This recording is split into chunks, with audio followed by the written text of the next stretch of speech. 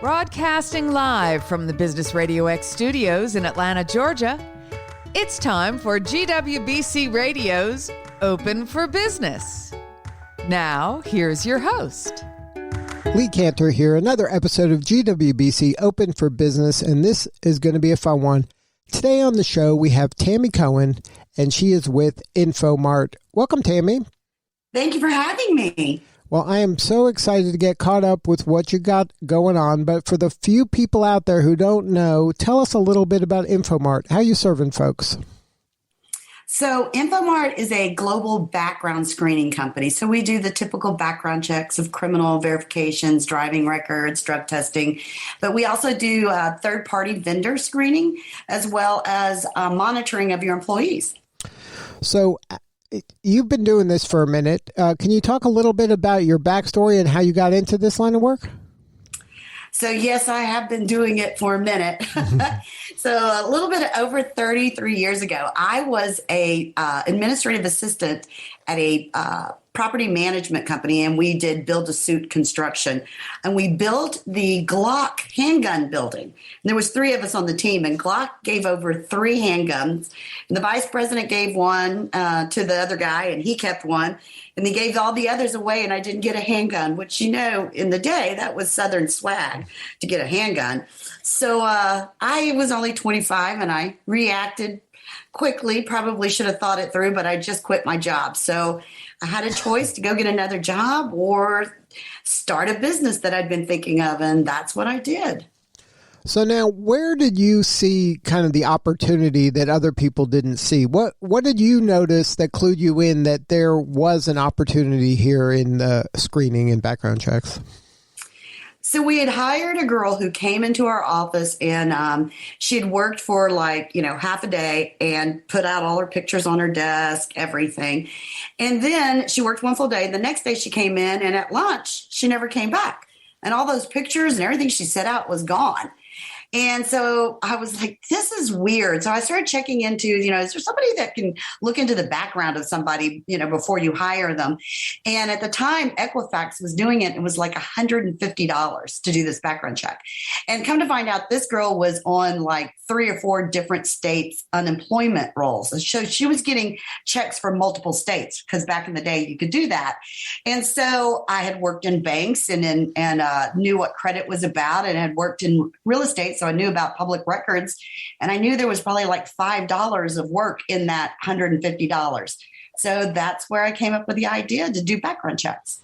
And then where did you see kind of your point of differentiation? Where did you see the kind of the lever that you were going to use to separate yourself from the others? So at 25, I wasn't that business savvy, to be honest with you. I was more of just keep my nose to the grindstone, and this thing's going to make it.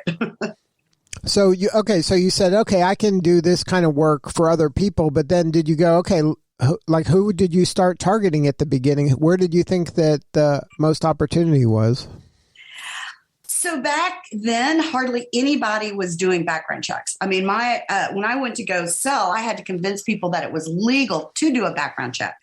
So, I first started out with retail and fast food, because there had been a lot of situations where there was one particular company that was one of my first accounts that I contacted, that somebody had raped a girl and then was working on their line serving food. And she came in to have dinner and saw the guy who raped her. So, and, they had to close the store. They had so much bad media. So that was a little bit of how I sort of focused who I was going to contact. And then at that point, you were part of it was just educating of them that they were allowed to do it, number one, but also there's a benefit from doing it. There's going to be an ROI if you do this. Yes, definitely. And it took time. I mean, it was, I'm embarrassed, but yet I'm proud that people call me the queen of screen, because I was in it so early. It was an industry in its infancy. We didn't have a NACIS code. It was just really unknown. So now your title is Chief Visionary Officer. Can you talk about that? Is that because you saw this before anybody else did? Well, I think yes, but over the years, InfoMart has always been quick to innovate. And I think there's a benefit of starting a business in the day when there was no internet or email and everything was manual. And so when the email came out and internet and different types of technology, I've been able to be ahead of the game and innovate something that we've thought about doing, and just having everything in place to be able to do that. So it's been a benefit being in business this long. It gives us great opportunities to innovate before anybody else. Now, are you seeing this kind of work now trickling into areas and industries that you couldn't even have dreamt that it would get there? Or did you see early on that this is something that everybody should be kind of leaning into, getting this kind of information? Well, over the years, I've seen it start from, just basically retail and fast food and nuclear power plants to, now everybody does background checks. And now the differentiators would be, do you do it on management only, or do you do it on only your, hourly people? And then what level of services that you do. And then there's legal compliance that's really stepped in, that's regulated industries to make them have certain type of background checks. So I think that over the years, what's changed is the more of the level and amount of information. And then what InfoMart has done recently that's really taken off is that after COVID, we have put in a continuous criminal monitoring on employees. So like an employer can get a message on Sunday morning that says one of their employees had a booking event and they had a DUI that evening before. So they're not caught off guard on Monday when they're not in the office. So that's been a really interesting new twist in our industry, is now looking at social media searches on your current employees, looking at that remote worker since you're not getting to see them as often. Now, I saw that even some industries, like even these dating apps, are having a layer of this kind of screening in their apps. Yes, but it's different than doing an employer background check. So there's sites like Been Verified that, a consumer, anybody can go on there and you can put somebody's name in, their date of birth, and it's going to run and see if it finds a criminal history through a database. And those type of criminal record searches, you don't always have to have a release from somebody.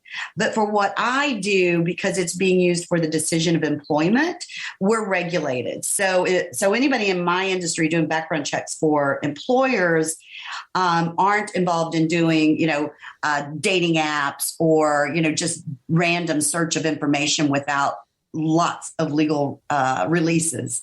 So is your information more thorough and you have access to more information than some of these more superficial searches? So yes, what's the main difference is that, courthouses run, every county in the United States is like their own little business. That's why you have some states that say DUI and some say DWI. They have their own lingo. So we work with all 3,000 counties. And because of that, we go directly to these courthouses or their online sites now to gather the data. So we're getting the point of entry. So there's no watering down or missing it because it's been passed around or it's not publicly available on a database.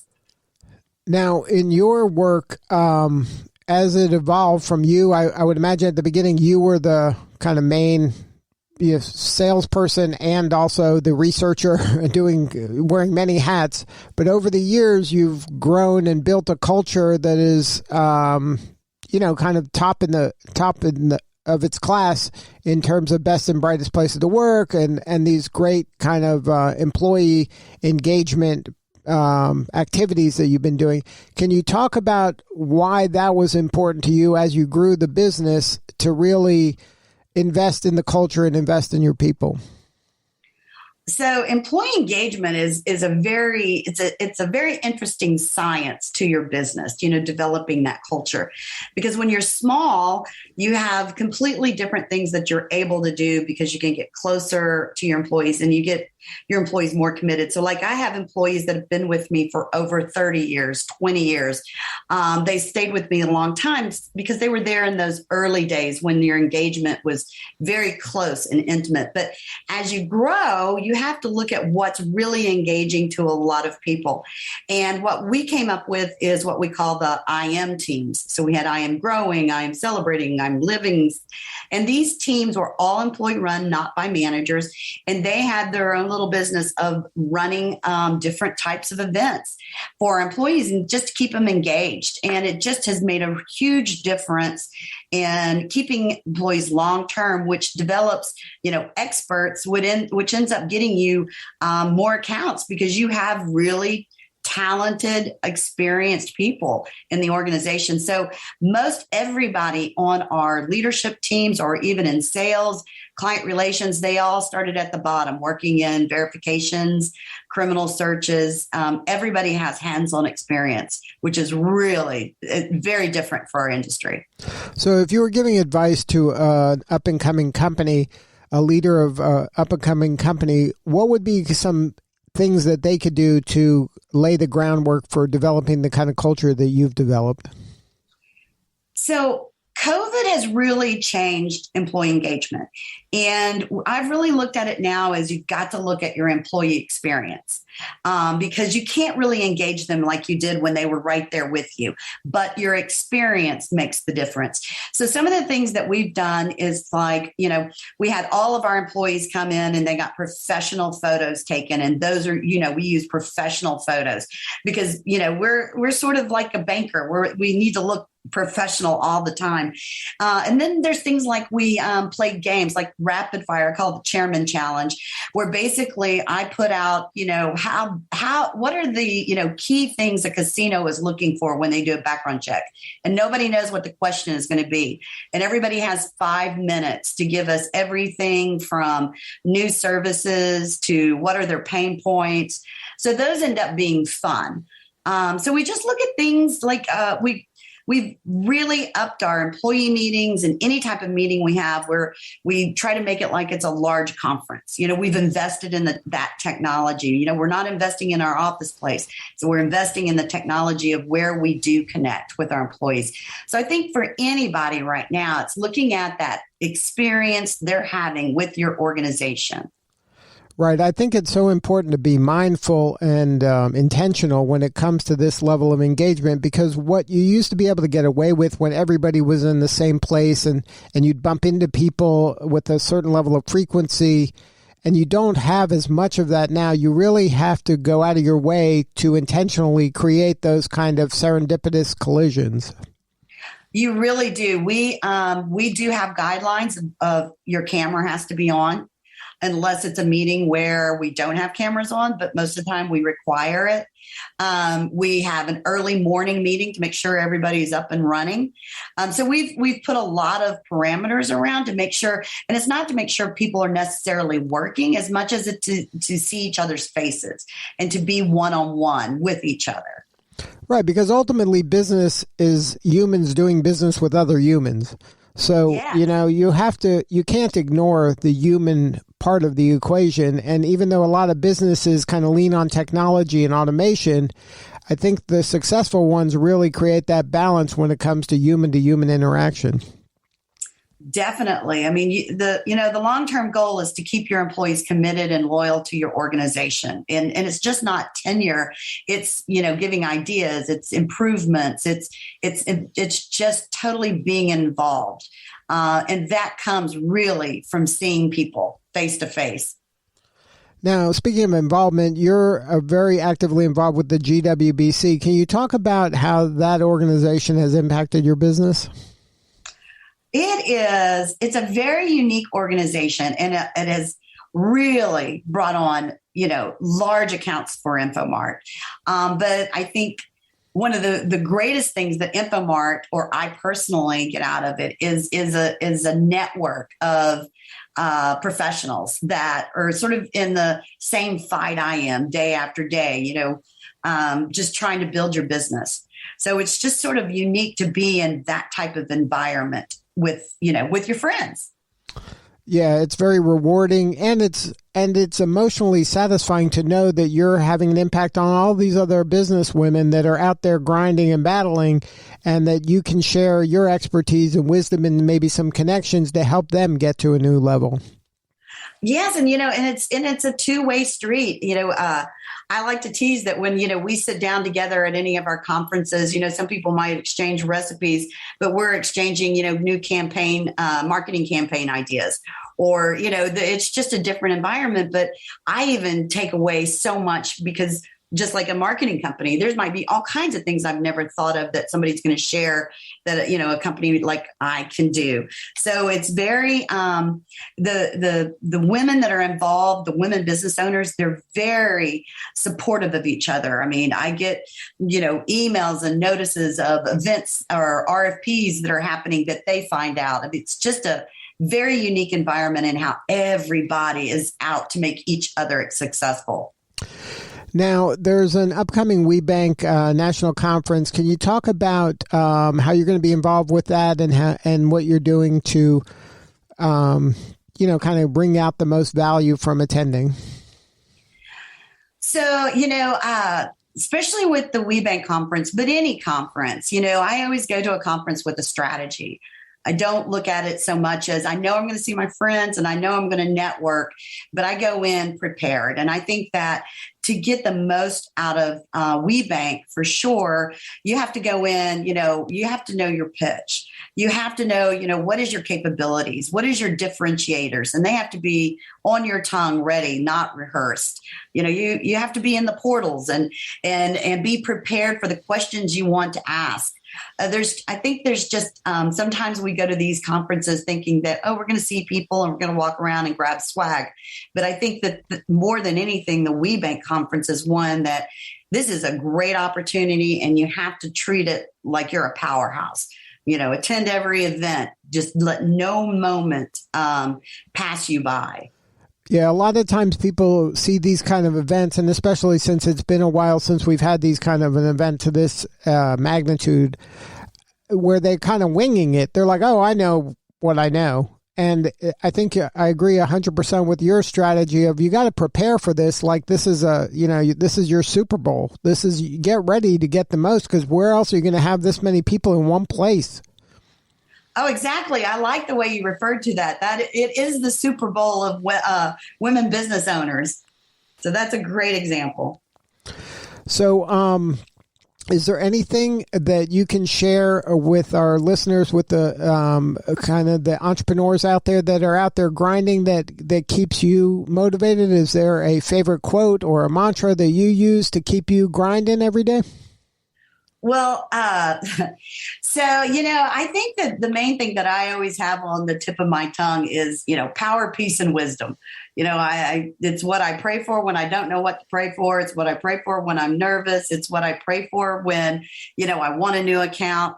And it just seems to be the foundation of everything I do, is always looking for, power, peace, and wisdom.